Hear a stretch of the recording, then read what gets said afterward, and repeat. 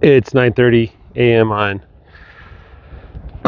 Wednesday, December 20th, 2023, and I've just moved the cows to the second cell of this 8th row. 2 more rows to go before the rotation's over, and then we're starting again at the beginning. So this area, my wife, she's out here with me. She doesn't come out for like a year, but she commented there's no grass here. I'm like, yeah, this is the sacrificial part of the field. This is where I roll out the hay, and where if we run out of grass altogether, they're going to stay here and they're going to ruin this part of the pasture and leave the rest of it alone. And I'll just keep rolling out hay as much as they need. Anyway, if you see, they're all kind of swimming around the ground. My wife kind of brought some cattle cubes, gave them a little treat. Let's roll this out. And this second area here too, the second cell, is not much better than the first cell. It doesn't got much grass. What grass it does have, it's about, it's very sparse, but it's from 2 to 4 inches long, I'd say. About the width of my hand. And now 1 to 4 inches. There's some of this stuff, I don't know what that is, but it is something else that's growing here in the soil, which is good. There's some clover too. I see some clover at my feet there. So yeah, this part of the pasture is pretty pathetic and it's sad, and that's why it's a sacrificial lot. I already used it once in October when we kind of ran out of grass. I decided to pin them up, starting down there at the field line, and I moved them like 4 or 5 times, just down towards the north here in this first area. So, and the issue is, and this is kind of the lesson that I needed to be pounded in my head again and again, is that you can't rotate if there's no grass. Well, I mean, you can rotate, it's just you won't be rotating on grass. So the rule is that if you don't have grass, you can't do rotational grazing. So what you need to do is give your field lots and lots of rest before you put them back on the field. And so the way you do that is you get feed, you get hay, and you designate a portion of your field as a sacrificial lot. And you keep them on that sacrificial area, feeding them hay and feed or whatever else, until the grass regrows long enough that you can graze it and leave plenty behind. You want the grass to recover quickly. You want it to build up that soil and the root layer. And so you wait till the grass is extremely strong and healthy, and where you're confident that the cows can eat that grass and leave plenty behind. And that's the point at which you start rotationally grazing through your field. And every time you go through the field, or as you go through the field, and every time you decide to do another rotation, you got to ask yourself, am I leaving enough behind, right? That's the important factor. The goal is to grow grass. The goal isn't to keep your cows fed, right? If you just keep your cows fed, you can keep your cows fed when your grass is basically dead, right? That's not a hard thing to do. The goal is to have the grass thrive so that it produces so much forage. That ram just headbutt that cow. You get so much forage that you don't know what to do with it. You have forage coming out of your ears, right? That's kind of the goal. Okay, once you get forage coming out of your ears, then you can start doing calculations about how many animals you can support. You can start thinking about better ways of rotating and things like that. But until you start getting grass growing, there's no point in grazing, right? So this is that sacrificial area. This is the 1/6 of the field that I've designated as where I'm going to allow the cows to destroy it so the rest of the field can grow, okay? So if I decided that I need to let the field rest, I can't rotate, what I'll probably do is just go about 1 chain away from the fence. That's about 66 feet, exactly 66 feet, and roll the bales of hay out north-south, right?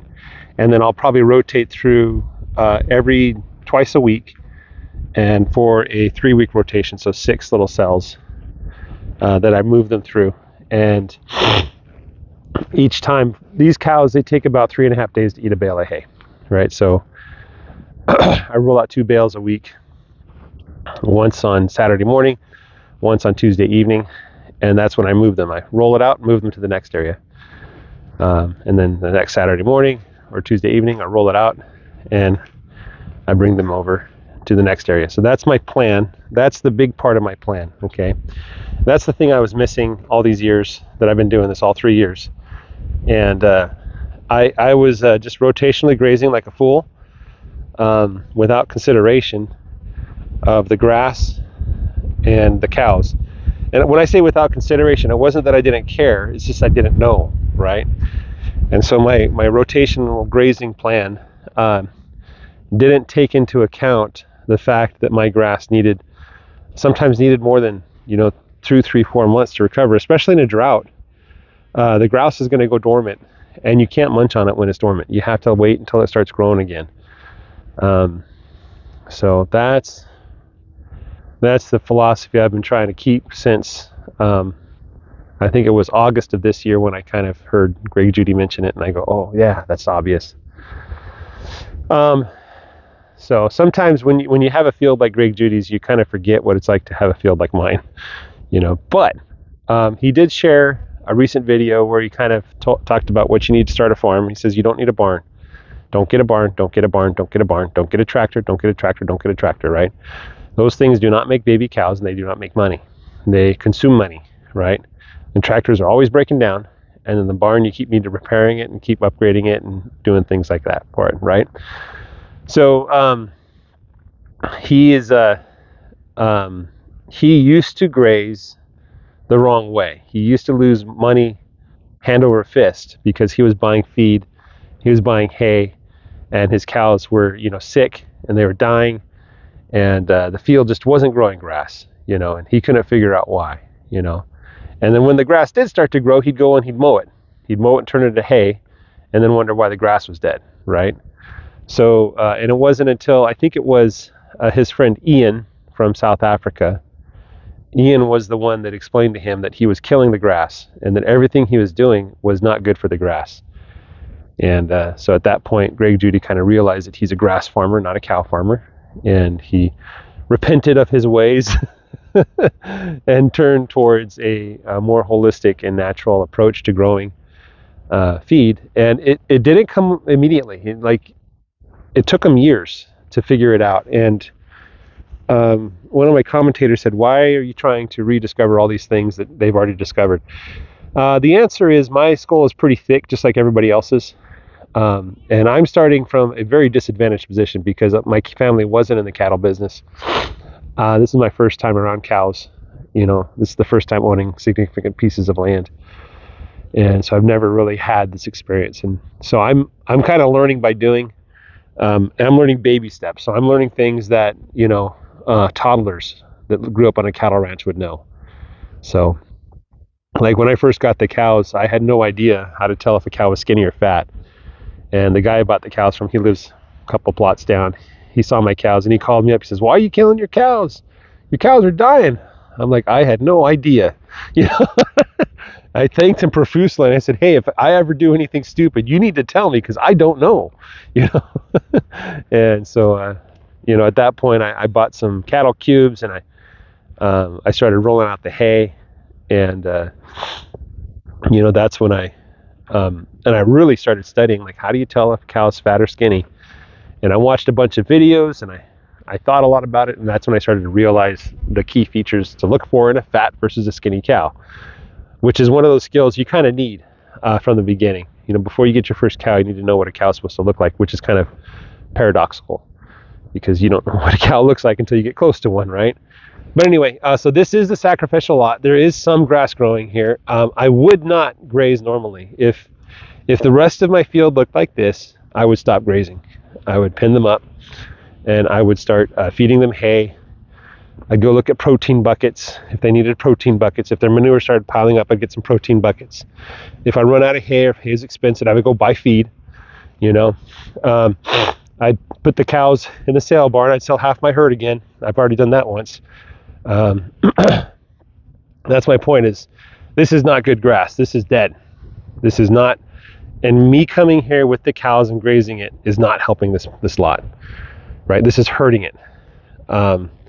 So if you're watching this video and you want to learn how to rotationally graze from me, then I'm telling you this is not what you're supposed to do. With the expectation that this field's going to turn beautiful and green and grow lots of grass. It's not, right? It's going to take years for this part of this field to recover, and I'm prepared for that, right? Now let's go over. Let me just show you. I'm going to walk down here about what I'm talking about when I say if I didn't have grass, I wouldn't graze. So this is kind of the edge of that southern third. Starting to get into a little bit of grass. This is the middle third, which is the reason why I stopped grazing and pinned them up on that southwestern third, right? Because when I looked at this, I said, there's no grass here. And I can't graze if there's no grass. That's my rule, right? That's the rule. Well, look at this. What do you call this stuff? Right? This is grass that is well up past my wrist, into my forearm, probably up to my knee, you know, and it's all over the place, right? It's not thick by any stretch of the imagination, but let's just go a little bit further east here, right? And there's some spots where there's hardly any grass. There's some spots where it's a little longer. This is not a great field here, right? But I imagine some people living out west would probably say this is a fantastic field. There's a little stand of grass right here.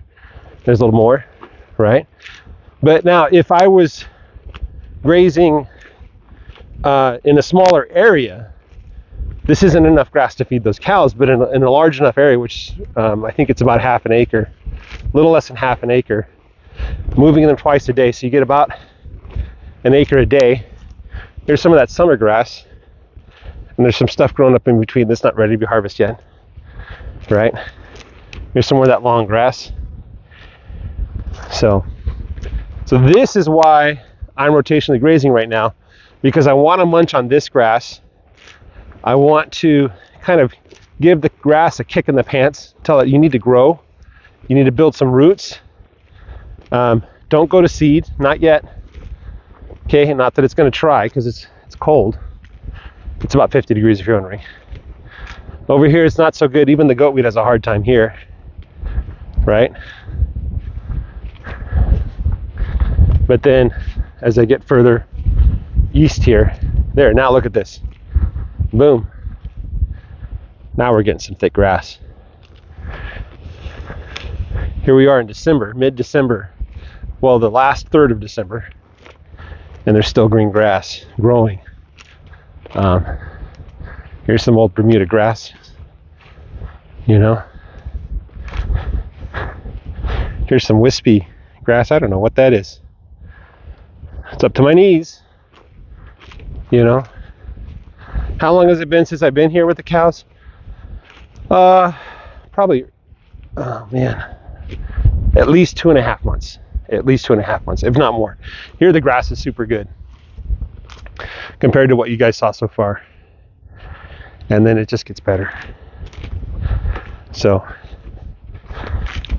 this area is not quite as good as the area just south of the trees was, but it's not bad. And there's actual grass out here as opposed to that first part of this row. So this is why I'm rotationally grazing right now, is because I want the cows to come in here. I want them to eat the grass. I want them to step on it. I want them to poop on it and pee on it, okay? I want them to lightly disturb the grass layer. Give it a little bit of pressure, you know? And then they're just gonna get a little bit of time on each of these sections. They're just gonna spend a few hours grazing on it. And then we'll go back, do the next row and the next row. And then what I'm gonna do is on that last row, so probably sometime after Christmas, I'm going to pull out my mental calculator. I'm going to go look at my field. I'm going to make a decision about whether to keep rotationally grazing. I want to get 2 more passes. Okay, so I'm going to go back to the beginning and kind of look at what it's doing, right? Given the fact that the weather isn't freezing cold, you know, it's what, 50 degrees, here comes the ducks. Given the fact that it's not cold, I think the grass is still growing. And I could swear to you that even in the drought that we had, even in the cool weather, the brown Bermuda grass was still growing. Even though it was brown, I could swear that it put on 2 or 3 inches. I'd go through, I think on a 60-day rotation. When I come back after 2 months, they had 2 or 3 more inches put on. Even though it was brown, there was no green. I probably should have left it alone, but I didn't. But I was thankful to have what I did, you know. So anyway, that's my philosophy now. Guys, have a great day. Take care and bye-bye.